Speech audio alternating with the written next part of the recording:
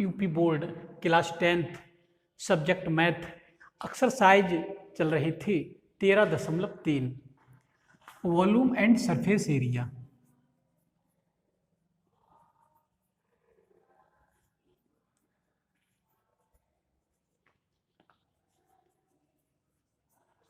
ये एक्सरसाइज चल रही थी, ठीक है, वॉल्यूम एंड सरफेस एरिया। तो इस एक्सरसाइज के मैं आप लोगों के लिए 6 क्वेश्चन करवा चुका हूं और आज क्वेश्चन नंबर 7, क्वेश्चन नंबर 7 को पढ़ रहा हूं, एक बार ध्यान दें। क्वेश्चन 7 में कहा गया है 32 सेंटीमीटर ऊंची और आधार त्रिज्या 18 सेंटीमीटर वाली एक बेलनाकार बाल्टी। इन्होंने एक बेलनाकार बाल्टी की बात की है। ये बाल्टी है बेलनाकार। बाल्टी तो सभी ने देखी है और बेलनाकार बाल्टियां भी देखी हैं।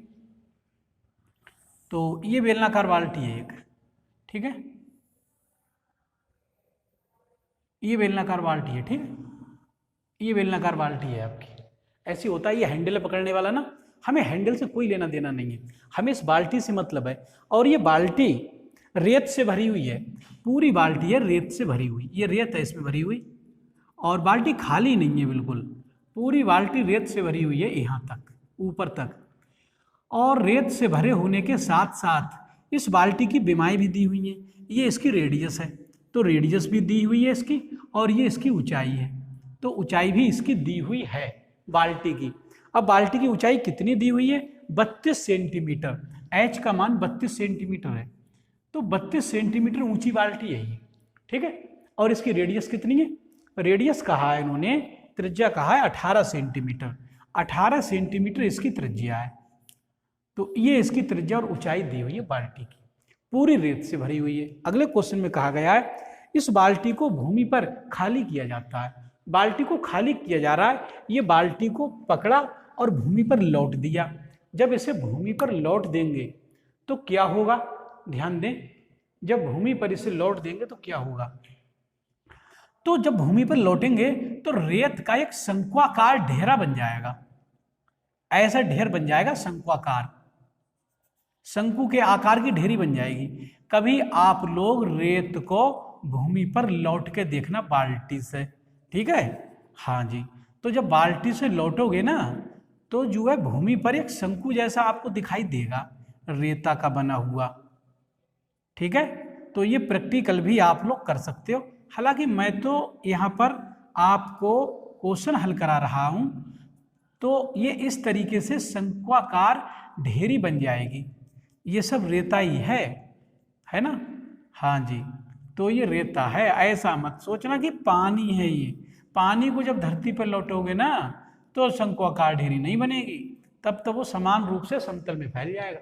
तो जब इसे लौट दोगे यहाँ पर लाकर, तो इस प्रकार की एक शंक्वाकार ढेरी आप लोगों के देखने के लिए मिलेगी। बताओ नहीं मिलेगी क्यों?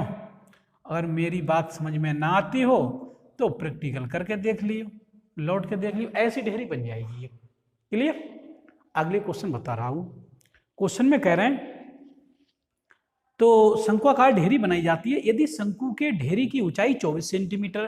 तो जो शंक्वाकार ढेरी बनाई गई है इसकी ऊंचाई दी है इन्होंने, ये ऊंचाई दी है, तो इस ऊंचाई को मैं कैपिटल H से लिख दे रहा हूं, या इसे बदलो H के लिए तो उसे ही बदल दे रहा हूं, वो ज्यादा भी है, तो ज्यादा है तो सही है, ज्यादा है तो मैं इसी को कैपिटल H से लिख दे रहा हूं इस ऊंचाई के लिए, और इसकी ऊंचाई को स्मॉल h से लिख दूंगा, ठीक है। इसकी ऊंचाई कैपिटल H से लिख दी, तो इसकी रेडियस भी कैपिटल R से लिख दे रहा हूं, ठीक है, रेडियस। और इसकी ऊंचाई को स्मॉल h से लिख दे रहा हूं, इसकी रेडियस को स्मॉल r से लिख दे रहा हूं।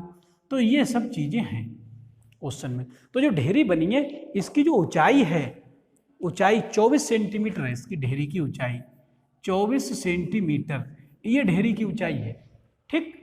तो अगले क्वेश्चन में कहा गया है तो इसकी त्रिज्या और तिरछी ऊंचाई बताओ। तो इसकी त्रिज्या निकालनी है, एक तो हमारे लिए r निकालना है और एक हमारे लिए l निकालना है, इसकी तिरछी ऊंचाई, ठीक। इसकी तो हम बात बाद में करेंगे, r और l की। पहले तो कॉन्सेप्ट ये समझें कि अगर इस बाल्टी में हम रेत का आयतन निकाल लें, कितना रेता इसमें भरा हुआ है, जितना भी रेता है इतने ही रेते का आयतन इस शंकु का होगा, क्योंकि आयतन तो दोनों में समान ही होंगे।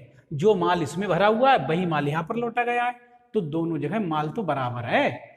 तो यहाँ पर हम इसमें माल का आयतन निकाल लें, मीन्स बाल्टी का आयतन अगर निकाल लें तो इसमें रेते का आयतन आ जाएगा। जितना बाल्टी का आयतन होगा उतना ही रेत भरा हुआ होगा।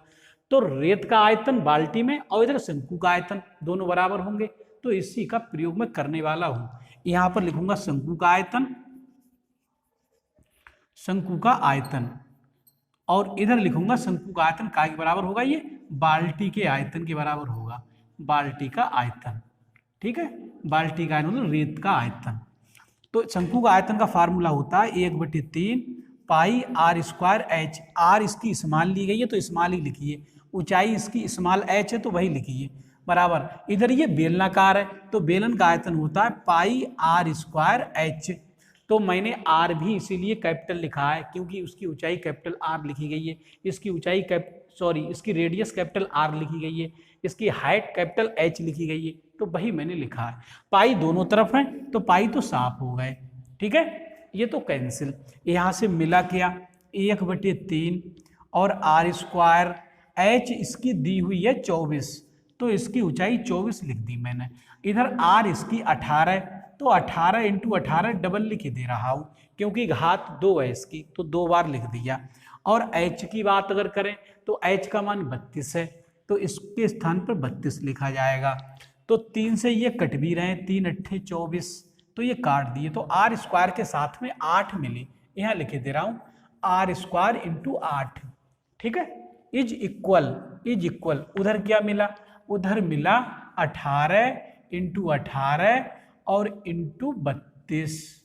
ठीक है, तो यहाँ से आर स्क्वायर का जब मान निकालेंगे तो 18 18 324 तो ये हो गए और 32 ये हैं, अपॉन में 8 ये आ जाएंगे, तो 8 चौक 32, ये कैंसिल। जब आर निकालेंगे ना स्क्वायर हटेगा तो इधर एक रूट का चिन्ह चढ़ेगा, काय पे 324 पे और यहाँ से 4 पे। ठीक है, इन दोनों पर रूट चढ़ गया तो इसका रूट भी निकाल ले रहा हूँ। 324 का तो 18 आता है, 18 18 324 और 4 का आ जाएगा 2, 2 दूनी 4, तो इसका वर्गमूल भी निकाल लिया गया। ठीक, तो आर बराबर 18 दूनी 36, इसका मतलब इसकी रेडियस जो होगी वो 36 होगी। ये जो शंक्वाकार ढेरी बनी है इसकी जो रेडियस होगी आर वो 36 सेंटीमीटर होगी, 36 सेंटीमीटर में फैल जाएगी। इधर रेत ऐसा ढेर बन जाएगा एक ऐसा शंक्वाकार। ठीक, तो इसकी रेडियस तो आ गई। अब क्वेश्चन में कहा तिरछी ऊंचाई भी ज्ञात करो, तो शंकु के लिए मैंने आर में, एल में और एच में एक संबंध लिखवाया था। आप लोगों को याद होगा संबंध क्या लिखवाया था, संबंध ये लिखवाया था कि एल स्क्वायर बराबर R square plus H square, ये संबंध लिखवाया गया था। ठीक है, तो एल स्क्वायर बराबर आर तो निकाल चुके 36, तो 36 का स्क्वायर और प्लस एच इसकी 24 का स्क्वायर। ठीक है, तो ये 24 का स्क्वायर हो जाएगा, 24 का स्क्वायर। अब 36 का वर्ग होगा, एल स्क्वायर बराबर, इधर लिख दे रहा हूँ थोड़ा, एल स्क्वायर बराबर, चलो यहाँ से लिख रहा हूँ एल स्क्वायर बराबर, यहाँ से एल स्क्वायर बराबर 36 की गुणा होगी, तो 36 की गुणा करोगे तो वो 1296 आएगी। पता मेरे लिए भी नहीं है, मैं भी करके देख रहा हूँ। इधर 36 और 36 की मल्टीप्लाई यहाँ करके देख रहा हूँ, देखो 36 × 36, नहीं तो कहोगे पता नहीं सर जी ने कहाँ से लिख दी। 6 × 36, 6 × 3 18 और 3 21, 216 हो गए, और 3 × 6 18 और यहाँ से 3 3 9 और 1 10, तो 6 8 1 9 2 1 1296। तो मैंने यही तो लिखा है 36 हम 1296 और प्लस यहाँ से 24 हम 576 होते हैं। ठीक है, तो दोनों को जोड़ लेंगे, एल स्क्वायर का मान आ जाएगा 6 और 6 12, 7 और 9, 9 7 16 और 1 17, और हासिल का 1 तो लगाई, 5 2 7 और 1 8 और 1 ये, तो एल स्क्वायर का मान निकल के आया है 1872। अगर मैं एल की बात करूं तो इस पर रूट चढ़ जाएगा, 1872 पे रूट का चिन्ह चढ़ जाएगा, तो इसका रूट भी निकालना है।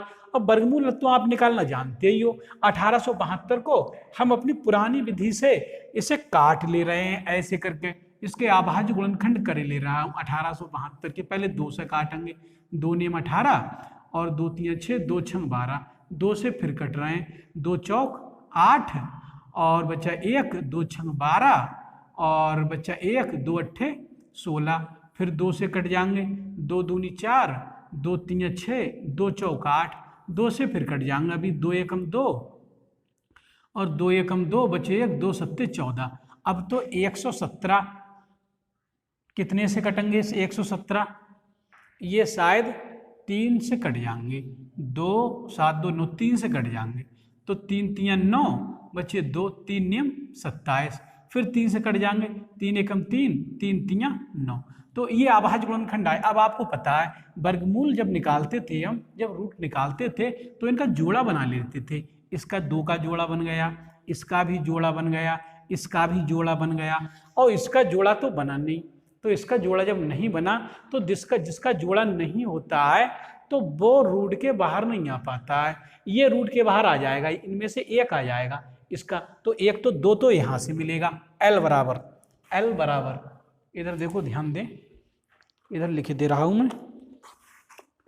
तो L का मान जो निकल के आएगा, L बराबर इसका जो गुणनखंड, अभाज्य गुणनखंड जो इसके आए वो ये आए, तो इन 2 का जोड़ा बन गया, 1 2 तो इससे आ जाएगा बाहर निकल के, इनटू इसका 2 का जोड़ा बना है तो 1 2 इससे बाहर निकल के आएंगे, और एक जोड़ा इसका बना है 3 का, तो 1 3 इससे निकल के आएंगे, लेकिन इसका तो जोड़ा बना नहीं 13 का, 13 तो 13 से ही कटेगा, तो इसका जोड़ा बनेगा नहीं। तो इसके ऊपर वर्गमूल का चिन्ह ऐसे ही लगा रहेगा, कहेगा तुम तो भैया निकलोगे नहीं बाहर, क्योंकि तुम जोड़ा नहीं बना पाए। तो जब जोड़ा नहीं बना पाए तो ये बाहर भी नहीं निकले, तो जिनका जोड़ा बन गया उनमें से एक एक बाहर निकल गए। तो L का मान कितना आया? एक लाइन अभी और लिखूंगा मैं, L बराबर 2 दूनी 4 3 12, 12 तो ये हो गए, और रूट में 13 हो गए, रूट में 13। तो ये L का कंप्लीट मान निकल के आया, L बराबर 12√13।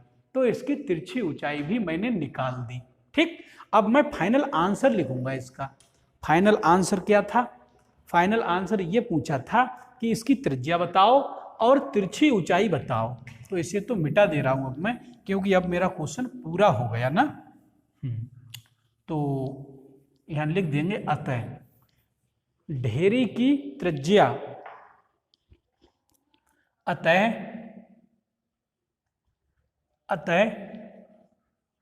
शंक्वाकार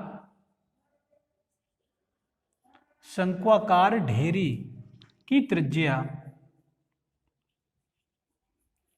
जो आई निकल गए, जो R मैंने मानी थी इसकी त्रिज्या, R का मान 36 आया था, तो 36 सेंटीमीटर तो इसकी आधार की त्रिज्या हो गई।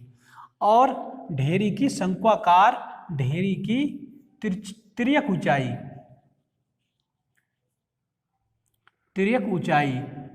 तिर्यक ऊंचाई का मतलब है L, तिरछी ऊंचाई ये वाली, तो ये आ गई 12√13, 12√13 सेंटीमीटर। ठीक है, तो ये इसकी तिरछी ऊंचाई आ गई। तो मैं समझता हूं अब ये क्वेश्चन आप लोगों की समझ में आ जाना चाहिए। ठीक है, तो ये दोनों आंसर हुए। तो इस वीडियो में इतना ही। वीडियो को लाइक कर दें, चैनल को सब्सक्राइब कर लें, और मेरे द्वारा पढ़ाई जाने वाली इस वीडियो को यार दोस्तों में भी शेयर कर दिया करो, जिससे गरीब और कमजोर वर्ग के छात्र भी इस निःशुल्क, सस्ती और मुफ्त शिक्षा से लाभान्वित हों और भविष्य में एक अच्छे गणित छात्र के रूप में जाने जा सके। इस वीडियो में इतना ही। धन्यवाद।